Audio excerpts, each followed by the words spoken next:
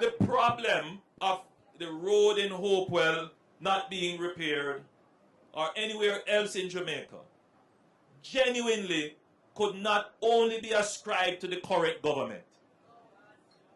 The problem of the community in Stirling Castle, where I was confronted by a lady who said her community didn't have water, could not only be ascribed to this government. In other words, as I pointed out in Parliament some time ago, if you build a road, the road cannot last forever. And I think it is in the consciousness of Jamaicans that when you build a road, it will last forever.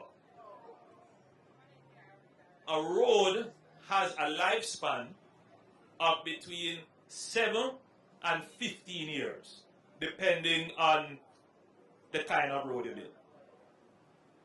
You can extend that by another 5 or even 10 years, depending on the level of maintenance that you do on the road. Now, if after 7 years you don't do any maintenance on the road, and then the potholes start to emerge, and then the road itself deteriorates and fall apart, and then when you reach year 20 now, and it's a different government in place, you start to just blame this government. This government is responsible, but it is not its fault. So, as the government now, I take responsibility for the roads. And how do I do that? First thing, we go and we do a proper accounting for the road. Because before, people would call about their road and you couldn't even find it on a map.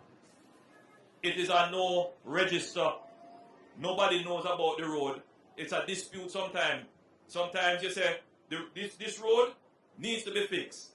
And when you go to the MP say, no, this is a parish council road. And when you go to the parish council, they say, no, this is a NWA road. And then sometimes you go to the parish council and say, this road needs to be fixed. And the parish council says, no, there's a farm road.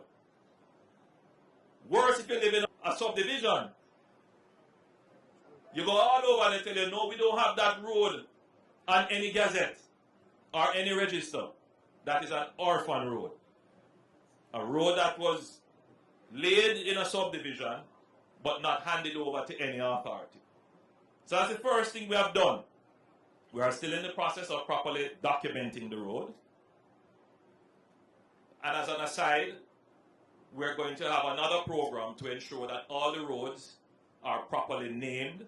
Because if you look on one map, one road is spelled another way. You go to another map, it's spelled another way. And that all the addresses are properly unified. So that's a special program that will come out of the proper documentation of our roads. Once that is done, then we do a thorough assessment of all the roads. Meaning, what is the state of disrepair of the roads? And then once you have that established, then you can put a ranking of priorities.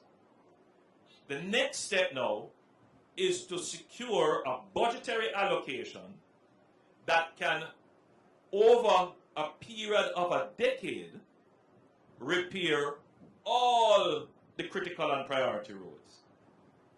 So I need to reorient the minds of the Jamaican citizens that you're not going to repair all the roads today or this year. It's going to take you at least a decade to repair roads that have not been repaired in 50, 60 years, some of them, or ever, since they were built. And what you need to look for and hold governments to account for is not what they fix today, but what is the program that they have put in place so that every week or every year or every month there is a consistent repairing of roads. And to date, the only government that has been able to do that out of its own resources is this administration with the Spark program. $40 billion has been allocated, and that will do just over 600 roads across Jamaica.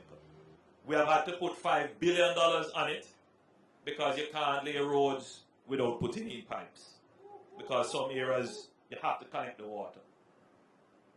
It takes a little time to go through all the processes so that there is no issue with any accusation of corruption. We want to ensure that every dollar that is allocated to the road is on the road and not in somebody's pocket. And so there are some steps and processes that we go through.